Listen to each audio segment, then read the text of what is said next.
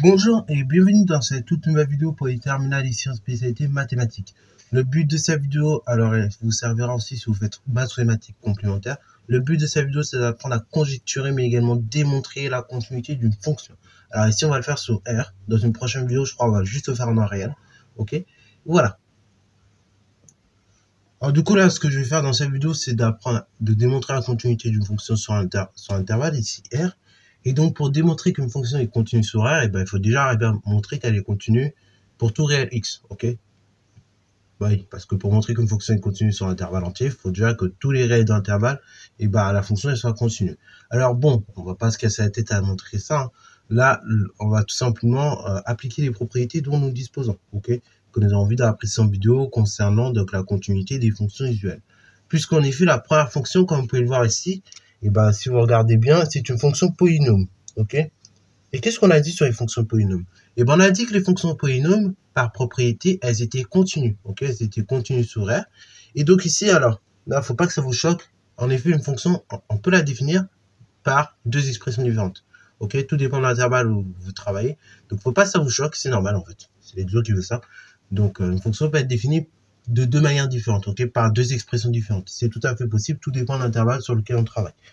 Ok, donc, du coup, cette fonction-là est définie pour tous les réels x inférieurs ou bien égaux à 1. Ok, bravo. Donc, ça, c'est ultra important que vous ayez ça en tête. Et la deuxième fonction, donc, c'est une fonction rationnelle. Et donc, les fonctions rationnelles, on a dit qu'elles étaient continues seulement sur l'intervalle, ok, sur tout R, donc exclut la valeur interdite ou les valeurs interdites. Ok, et cette fonction est définie pour tous les réels strictement supérieurs à 1. Ok, bravo. Alors, ça, bon, quand je dis ça, en réalité, je suis en train de démarrer un peu la démo. Mais avant de démarrer cette démo, pour la conjecturer, donc la continuité de la fonction, on peut tout simplement utiliser un graphe. Voilà, juste ici. Donc en fait, si vous faites ce graphe-là, alors je fais à la main. On peut aussi faire la calculatrice, mais l'inconvénient qu'il peut avoir, c'est que vous avez des superpositions. Pour une simple et bonne raison, c'est que, a priori, normalement, je crois que sur les calculatrices, quand vous faites le graphe, vous affichez le graphe d'une fonction, il va vous l'afficher sur tout l'ensemble des définitions de la fonction. Et non pas sur l'intervalle que l'on souhaite exactement. Donc du coup, vous risquez d'avoir des superpositions. Mais si on fait bien la main, à la main, on peut conjecturer en effet une continuité de la fonction sur R. Ok, c'est-à-dire qu'à priori, hormis peut-être en 1, mais on peut tracer la courbe sans lever le crayon. C'est un peu ça l'idée. Donc, justement, il faudra arriver à montrer qu'elle est continue comme ça sur tout R. Donc, tout d'abord, on va pouvoir y arriver. On va essayer de montrer qu'elle est continue sur moins l'infini 1. Et après, continue donc sur 1 plus infini. C'est un peu ça l'idée. Et après, on va voir si elle est continue en 1. Alors, premier élément qu'il faut avoir en tête, c'est que la fonction f, qui est associée à tout réel x carré moins 2x moins 2, c'est une fonction polynôme. Ok? Comme c'est une fonction polynôme, on a vu d'après la propriété de la précédente vidéo que les fonctions polynômes étaient continues sur R. Donc du coup, cette fonction-là, qui est une fonction polynôme, elle sera continue sur R. Ok? Donc, continue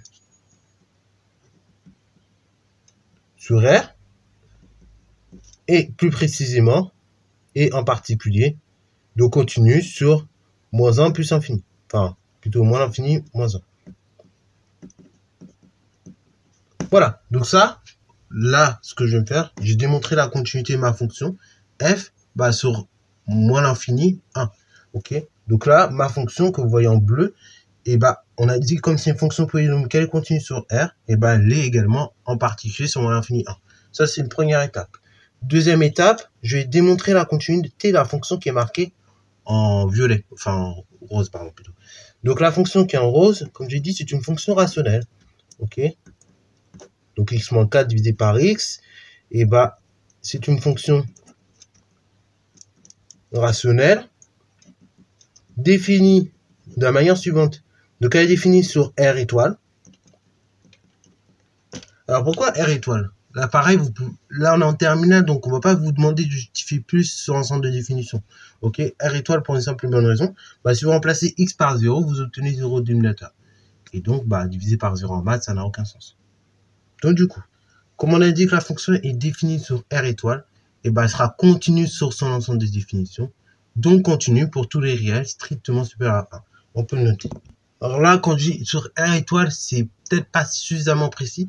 Donc, je vais un peu, comment dire, distinguer nos deux intervalles d'études. En fait, R étoile, bah, c'est moins l'infini 0 exclu et donc 0 plus infini. Ok.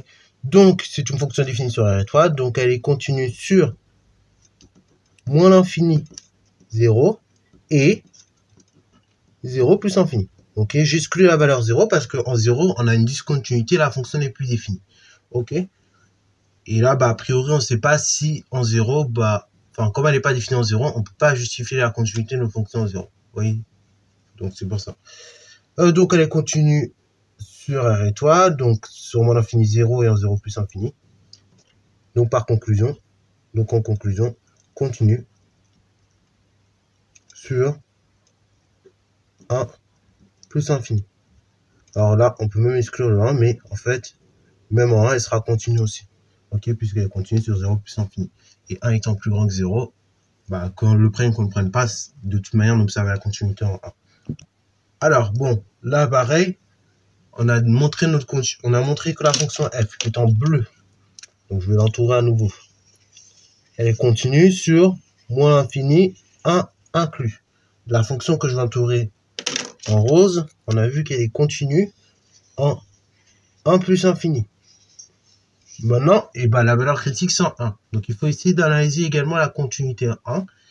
Et donc, bah, pour analyser la continuité de f en 1, et ben, il faut qu'il y ait 3 égalités qui soient vérifiées. Que la limite à gauche de f lorsque x tend vers 1 pour des valeurs x inférieures à 1, c'est égal à la limite de f lorsque x tend vers 1 pour des valeurs supérieures à 1. Et donc, il faut que ces deux limites-là que je viens de citer précédemment, et ben, ça soit égal à f de 1, tout simplement. Et là, ça me permet de montrer la limite de f en 1. Et ça me permet de montrer la continuité de f également en 1. Et comme j'ai déjà montré en moins l'infini 1 et en 1 plus infini, bah si c'est également continu en 1, nickel, j'aurai la continuité sur R. Ok. Donc, let's go. Maintenant, pour en x égale 1, on a bah, tout simplement d'une part la chose suivante. Alors, si je prends la limite à gauche, limite lorsque x tend vers 1 pour des valeurs inférieures à 1 de notre fonction f, c'est égal à la chose suivante. Donc, c'est limite lorsque x tend vers 1 pour des valeurs inférieures à 1 de la chose suivante. Donc, de x carré en 2x en 2. Donc, on peut effectuer le calcul. On peut faire un petit calcul. Ça nous donne que cette limite-là, si on effectue le calcul, on aura la chose suivante. Donc, 1 au carré, c'est 1. 2 fois 1, c'est moins 2. Parce qu'il y a un moins. Donc, du coup, 1 moins 2, ça fait moins 1. Moins 2 à nouveau. Et bah, du coup, ça nous fait 3. Donc là, limite de une fonction f pour des valeurs inférieures à 1, c'est égal à 3. Moins 3. Donc ça, c'est ce qu'on a d'une part. D'autre part,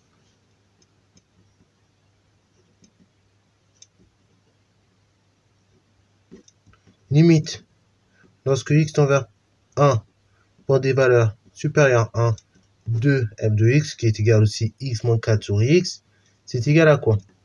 Bah, c'est égal du coup à la chose suivante. Donc c'est 1 moins 4, ça fait moins 3, divisé par 1. Du coup, ça fait moins 3 divisé par 1, ça fait moins 3. Bon, bah là, c'est pas mal. On a les limites déjà des deux fonctions pour des valeurs supérieures à, donc en 1 qui valent 1. Et bien, on va vérifier qui valent 3 à chaque fois. C'est les mêmes valeurs, c'est moins 3. Maintenant, on va vérifier donc que f bah, de 1, ça fait également moins 3. Ok. Donc, enfin, on calcule f de moins 1. F de 1, pardon. Je sais pas qu'est-ce qui m'arrive. Donc, f de 1, c'est quoi? Donc là, je regarde quelle fonction je dois prendre. Ok. Donc là, parfois, ça peut vous être donné f de 1. Donc, si ça vous est donné, bah super, il n'y a plus rien à faire. Il faut juste comparer avec les deux limites trouvées. Et si ça ne vous est pas donné, et ben là, il faut regarder les deux expressions. Ok. Donc, du coup, là, la fonction que j'entourais en rose est définie pour des réels strictement plus grands que 1. La fonction que j'entoure en bleu est définie pour des réels inférieurs à 1 ou bien égaux à 1. Donc là, j'ai utilisé la fonction entourée en bleu pour calculer f de 1. Bon, bah, f de 1, en fait, j'ai déjà fait, littéralement, sans vous le dire. Donc, f de 1, c'est quoi? Et bah, du coup, tous les nombres que vous voyez, tous les x que vous voyez, vous remplacez par 1. Ok, alors là, on va mettre un peu de couleur, peut-être. Bon, là, non, c'est un calcul type seconde. Donc, du coup, f de 1, c'est quoi? C'est 1 au carré, moins 2 fois x, donc 2 fois 1, moins 2. 1 au carré, c'est 1, 2 moins 1. Donc là, on a 1. Ensuite, 2 fois 1, c'est 2, mais il y a un moins, donc c'est moins 2. Moins 2. Ensuite, donc, il vient qu'on a la chose suivante. Et donc après, bah, quand on fait nos calculs, de moins 2, ça fait moins 4, plus 1, ça fait moins 3. Ainsi, on a bien limite, lorsque x tend vers 1 pour des valeurs strictement inférieures à 1 de f de x qui est égal limite lorsque x tend vers 1 pour des valeurs supérieures à 1 de f de x qui sont égales, et ceci est égal aussi à f de 1. Donc, f continue à 1. J'ai la continuité f en 1, j'ai la continuité de f. Donc là, on a trouvé 3 choses en fin de compte dans cette étude. On a trouvé que f est continu en 1. Nickel. Donc là, j'ai la continuité en arrière. J'ai aussi pu déterminer que la fonction est continue en 1 plus infini. Et j'ai aussi pu déterminer que f est continu sur moins l'infini 1. Ok. Donc continu moins l'infini 1.